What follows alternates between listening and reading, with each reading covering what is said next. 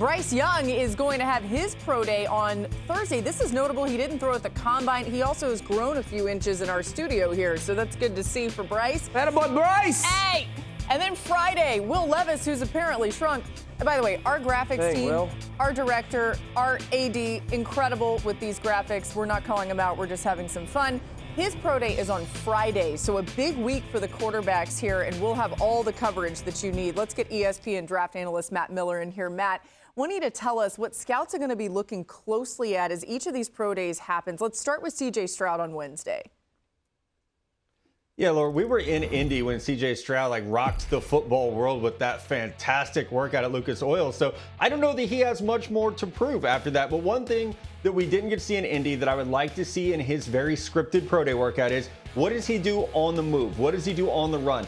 It's not something that we're saying he can't do, but it's something that scouts didn't get to see him do a lot of at Ohio State. So that'll be the key. How many rollouts do we get in this pro day workout for C.J. Stroud? That's definitely something to watch. You mentioned Bryce Young looking taller on the graphic there. I'll tell you, the weigh-in for Bryce Young is actually going to be important at the pro day. We saw him get to 204 pounds at the combine. Does he maintain that weight? Is it something that, was it water weight to just get over 200 pounds when he actually weighs in Tuscaloosa? Where will he be at? I know teams are very curious because there's rumors he played around 185 to 190 pounds. So the weigh-in, honestly, more important than any throw Bryce Young will make. But again, we didn't see him throw an Indy, so it'll still be something we're watching.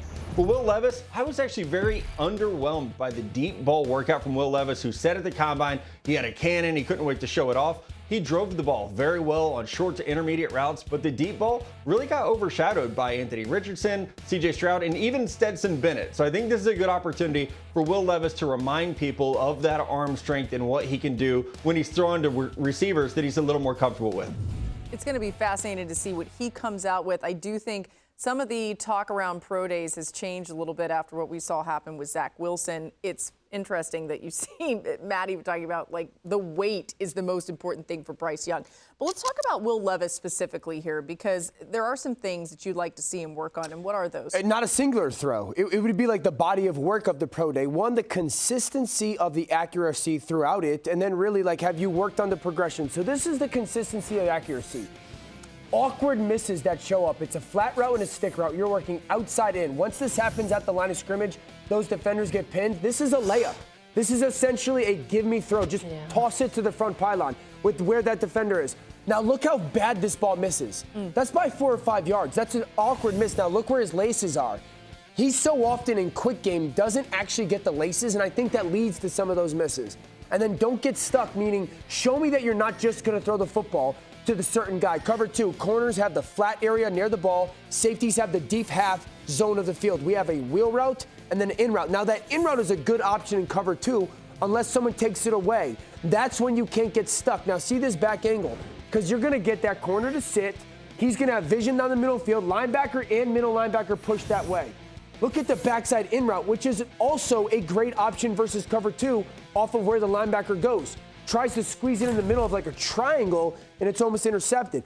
So I want to see the consistency of where the ball should be throughout the workout.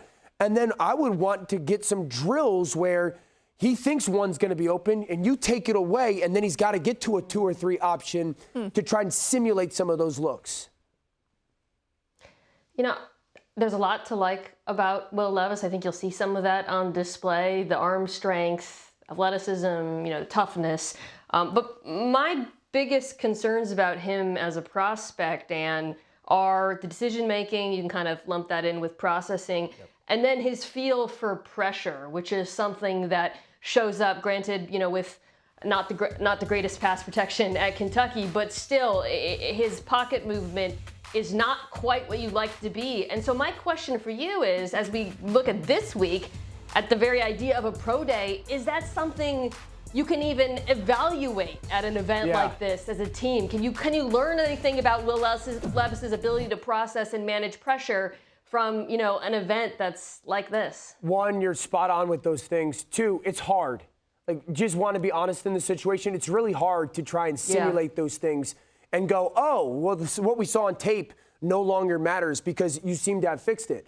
But I still think you do it. You know what I'm saying? I still think you show everybody, I know I have to work on this, and I'm going to attack it. So I think there's ways that you can simulate some of those internal pocket movements or trying to take away that first read where you force him to get from a 1 to 2 to 3 so it's not so scripted, right? That's one of our complaints about pro days is they feel so scripted.